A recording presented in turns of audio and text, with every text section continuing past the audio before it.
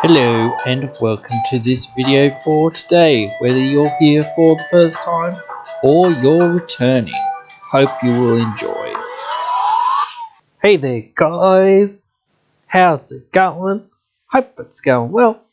In today's video, if you haven't seen from the icon image or from the thumbnail, I'm talking about counterspells in this one here, and more specifically a sort of idea or a thinking tree exercise kind of, I guess. I sort of talked about counterspells in Commander as removal a little while ago, and I have my own personal take on counterspells in Commander because I don't really use that many myself, and I'm not the best person to perhaps ask about some of this sort of like more nuanced sort of stuff when it comes to like counterspells and whatnot sometimes. But anytime that you're thinking about using counterspells and saying, well, should I counter that, and this whole decision tree and stuff like that, it comes back to something that's very fundamental in the game of Magic. It's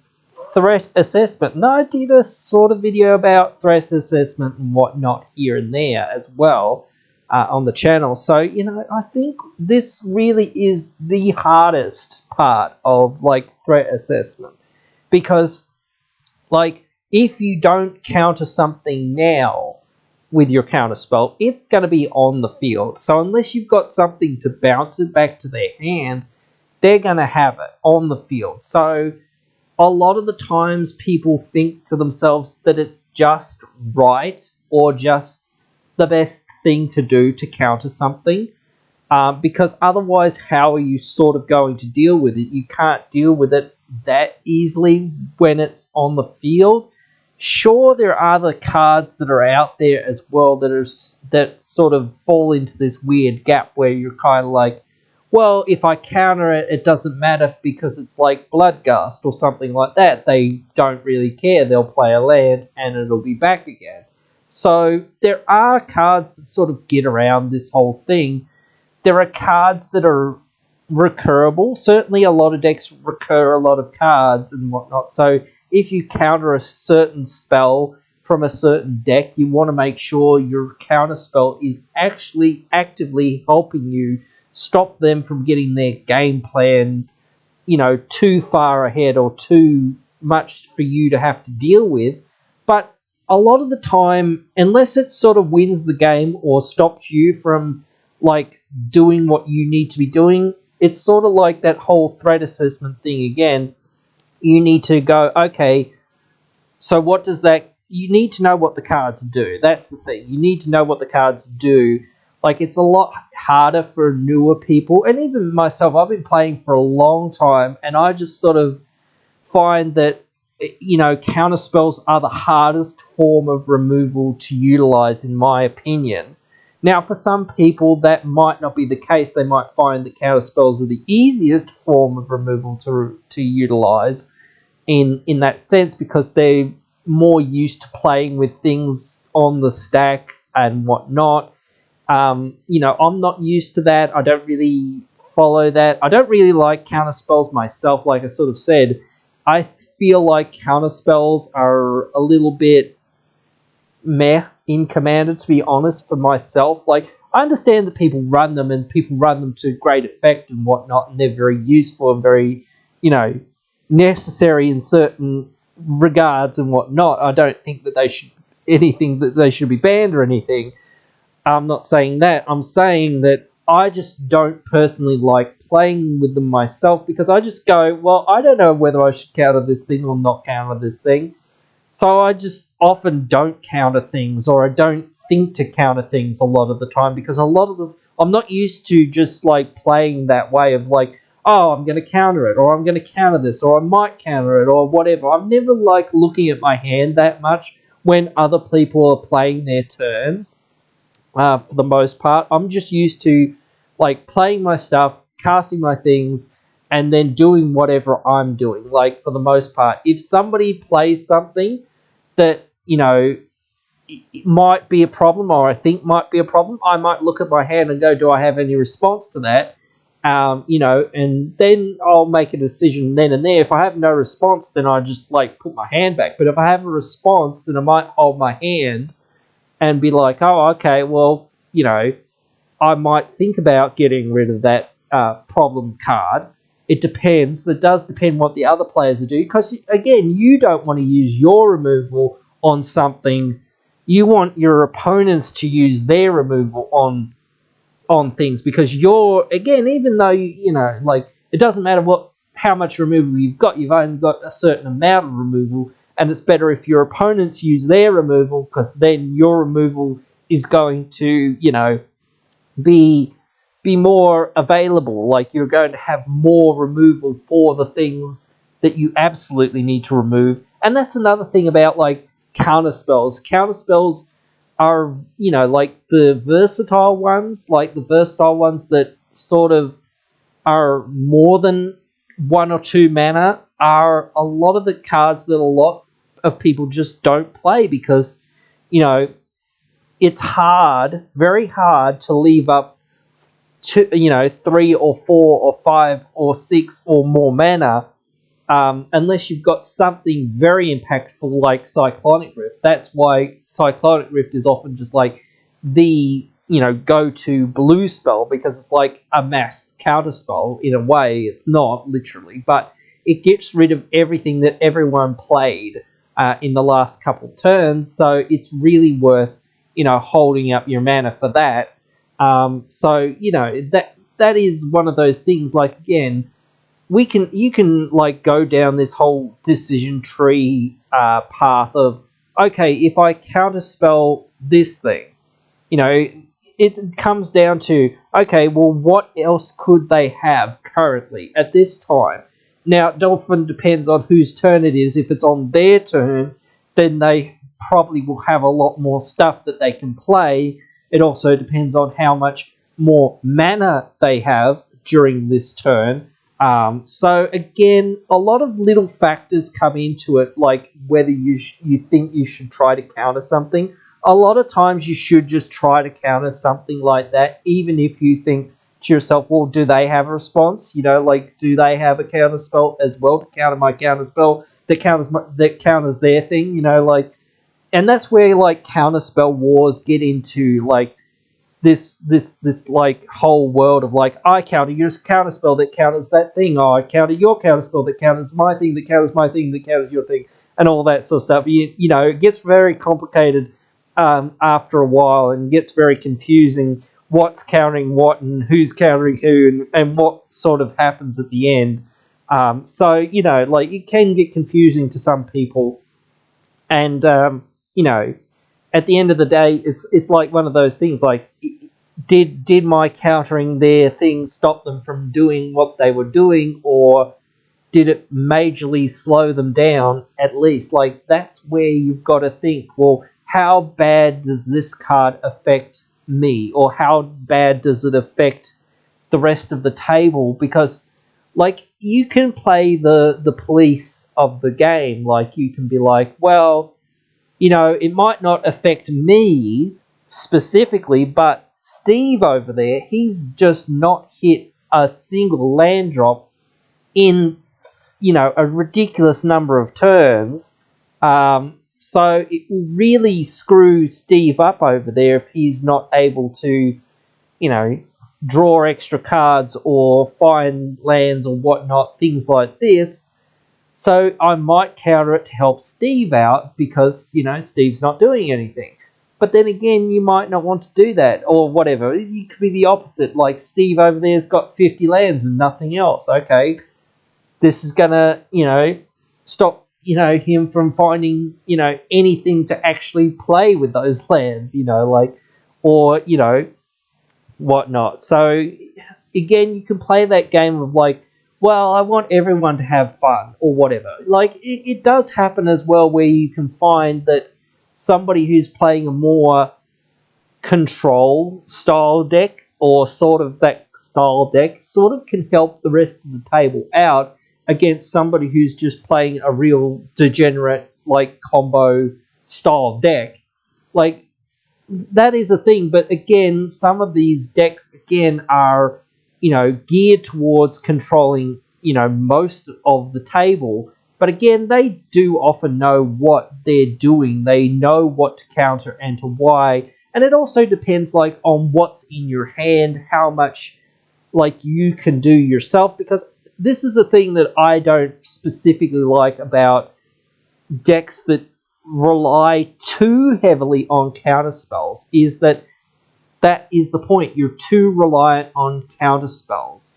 You think that this will give you all the answers, where it's like, yes, it gives you all the answers, but then where's your game plan? Like, your game plan is to sit there, not really advance yourself very much at all, and then hope that you can counter most of the opponent's stuff, or enough of the opponent's stuff to actually affect somehow that you're going to win. That just doesn't add up to me.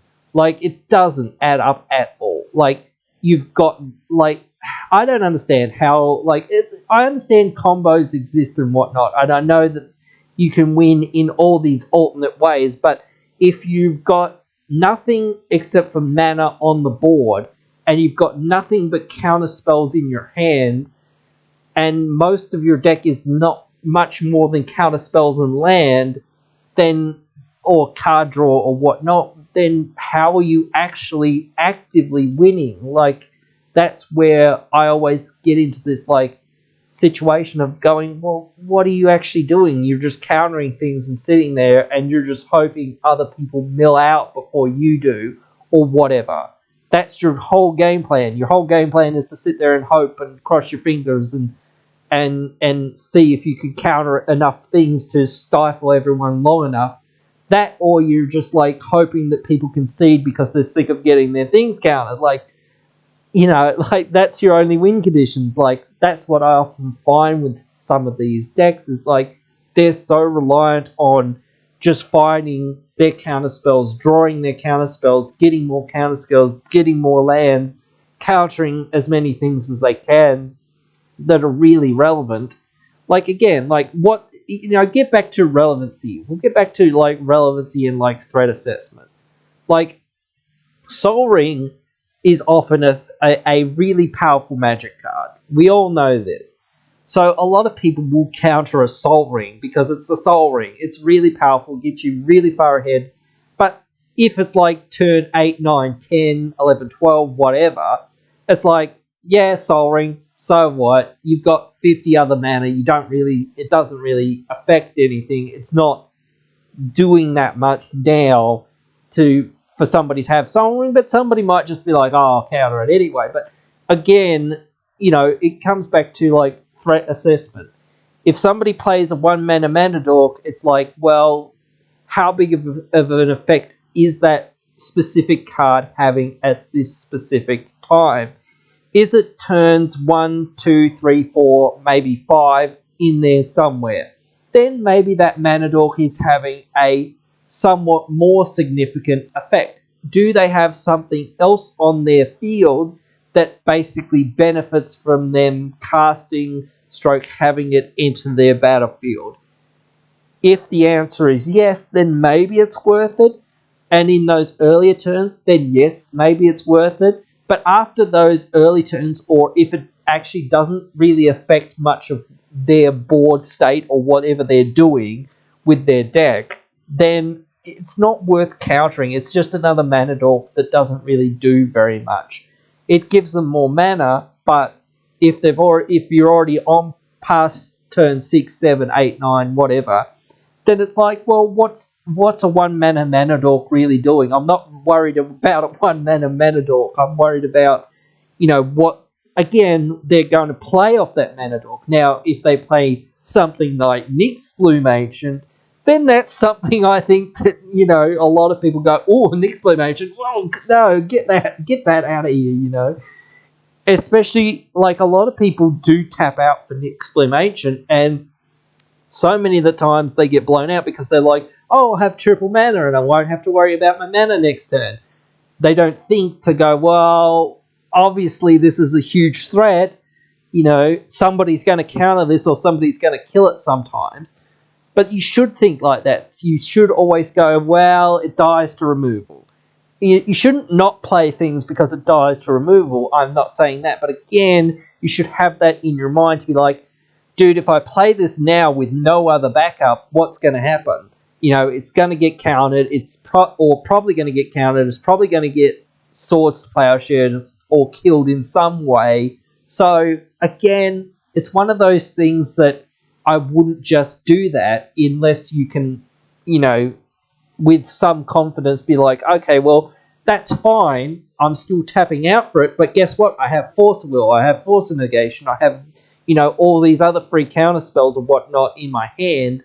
So it's still protected. I can still do what I want to do. And a lot of the time, I don't think it's worth playing like Nyx Bloom Ancient or whatnot, those sort of cards sometimes, because you've really got to wait till you untap with your cards or untap with your lands or mana rocks or whatnot to actually get the full effect out of it. So you really want to find a way to cheat it in or find ways to play it and then, ritual yourself off somehow on the same turn and just get massively ahead and then take over the game and then maybe even win on your turn, or just get so far ahead that it's not going to matter, and once you untap, then you're just going to win anyway.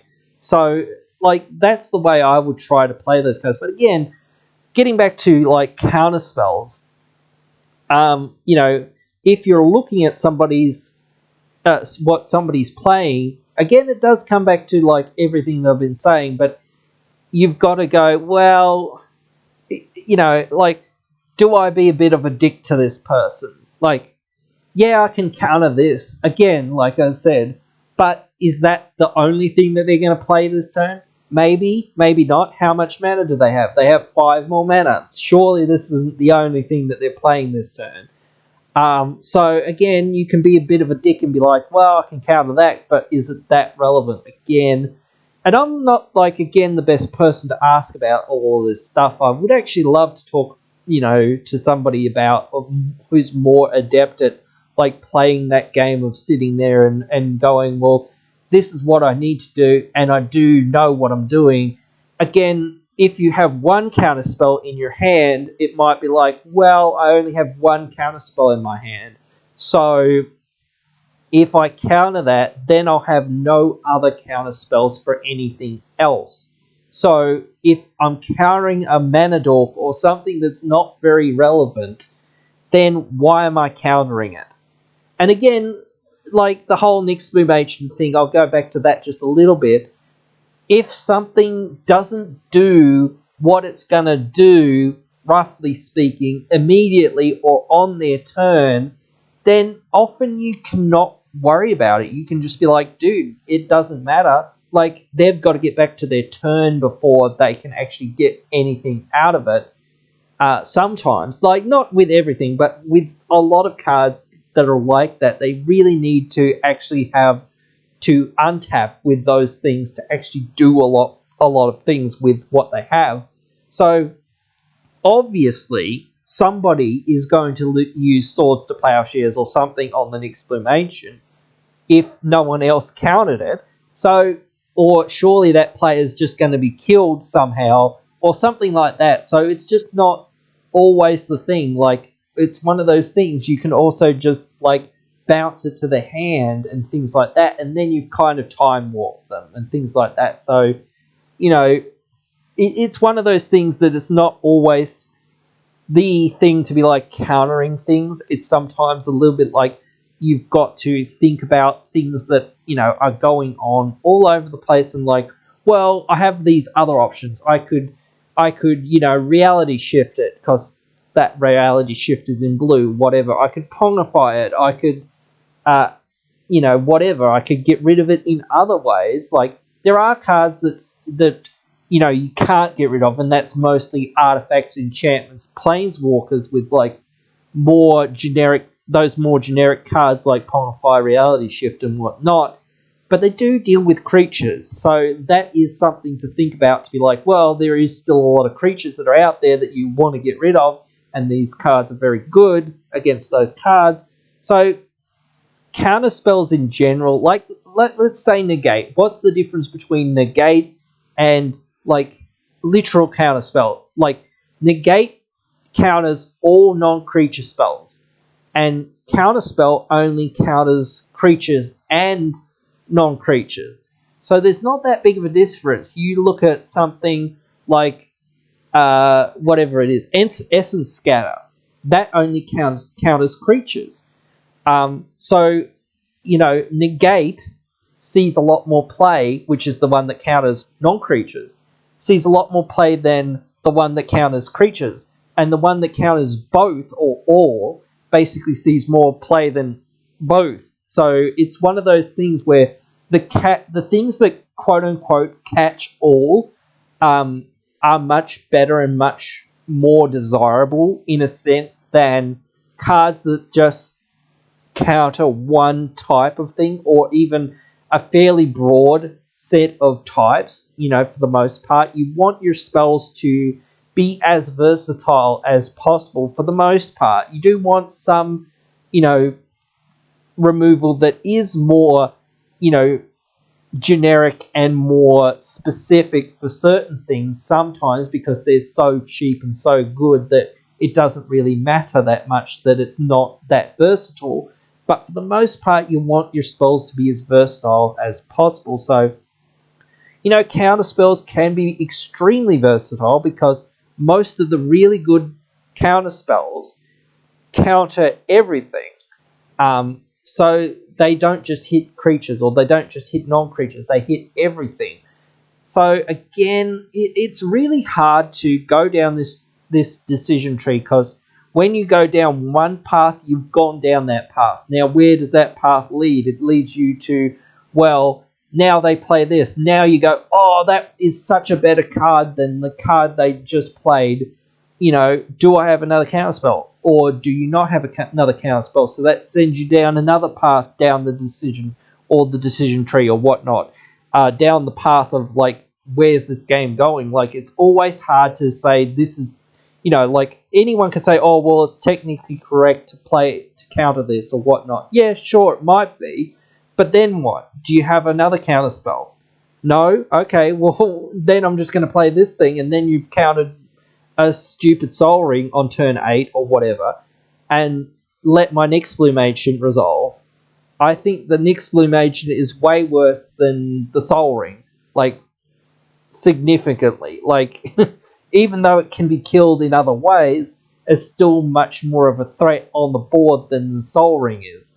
So I don't really see the point in countering a Soul Ring unless you know what's in their hand, or you know what else they're going to play on that turn. You want to know what the sort of major thing is that's going to, like, come about. Like, the biggest thing that you need to worry about is the thing that you should counter again. So that is my assessment of, like, should I counter this? Is you've got to ask yourself that. You've got to go through this whole process in your own mind, and you've got to do this in literally, seconds or milliseconds worth of time. You've got to go through this whole, like, should I counter this? Should I not counter it? What happens if I counter it? What happens if I don't counter it? Like, what happens if I counter it is I counter it and it's gone. Yeah, sure, for the most part. Like, sure, if I counter it and it resolves and whatnot, that's done, that card's gone. So, but then what if they have something else? Then what happens then? It's like everything is a domino effect, or a new thing, a new page in the chapter, a new path in the decision tree that you're going down as you're going through the game. So again, it's the same sort of thing with plain removal, but with counter spells, you've got to decide while it's on the stack. You can't decide while it's sitting there on the field for a turn or 2 or 3 or whatever to try to get rid of it in that manner. Like, again, you can find ways to bounce it, or you can find ways to get rid of it in other ways. It depends what colors you're in. But again, like, if you're reliant on counter spells for the most part to get rid of things, then you really need to assess it more directly. Like, again, if it doesn't do something right now, then I would say that it's not worth countering. If it does something important, then maybe. And if it does something that stops you, or whatnot, or stops or makes them win, essentially, then I would think about it as well as a very high priority. There are cards that are on the lower priority, and then there's cards that are on a middle priority, and then there's cards that are on a higher priority. And for each game state and meta and whatnot and all this sort of stuff, there's always different cards that are more, threatening or whatnot, that you would go, look, okay, in this game, I actually need to counter that. There's no ifs, ands, or buts. I need to counter that. Again, so it is hard. It is a very hard, path to go down, which is why I sort of just don't go down it, because it's just such a hard path to go down and start making all these decisions and try to figure it all out. I'd rather just sit back, play the game. And again, this is a different philosophy than some people have, but I'd rather see what some people's deck is doing for the most part. I don't really want to stop somebody from playing their deck. I just want to stop. If I was playing a counter deck, I would just want to stop them from messing with me, messing with what I'm doing in playing the game, or just stop them from specifically winning or killing, enough me or the other players, or whatever. Because if they kill the other players in the game, then who am I relying on to stop them if I can't stop them, kind of thing? It doesn't do anything for me if I take one player out, or if they take a player out, or if they take two players out, unless I can actually stop what they're doing. Because if I can't stop what they're doing, then I'm just stuck there in a situation that I'm just going to lose. So it's one of those situations. It's always going to be a tough decision, and you've got to think about all of these things literally in seconds. And again, it depends on what player order is as well. It kind of depends. If you're the first player that has priority, then it's more inept on you to be like, okay, well, I have priority first, therefore I need to decide first, because otherwise the priority will go to the next player, and then if they don't do anything, then it'll go to the final player, and then it'll just resolve. So, you need to decide it. If you're the last player, it's much better, because that first player has all the weight of the world on their shoulders to be like, well, what am I going to do if this resolves or whatnot? That's why it's easier to be the last player in the priority order sort of thing as well, because sometimes it's harder because you've got to wait to sort of go, well, I want to do what I want to do or whatnot, or in response, I'm just going to do this thing because I can or whatnot, and just I don't care what anyone else is doing, this is what I'm going to do.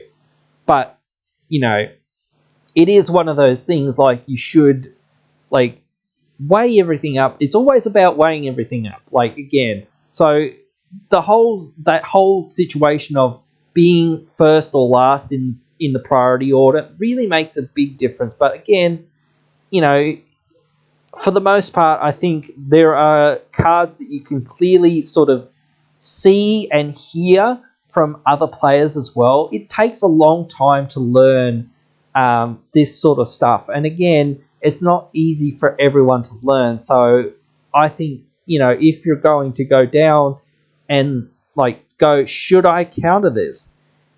There is all of this to consider again, and you've got to make these decisions in a very short amount of time. So, it is a very hard, again, thing to do. So, look, again, I'm not the authority or the be all and end all of saying this is exactly what you should do and this is exactly why you should do it and whatnot.